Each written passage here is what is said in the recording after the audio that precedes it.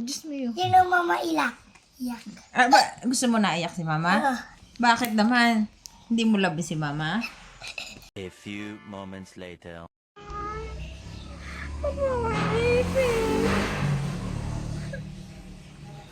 Ano ako ngipin?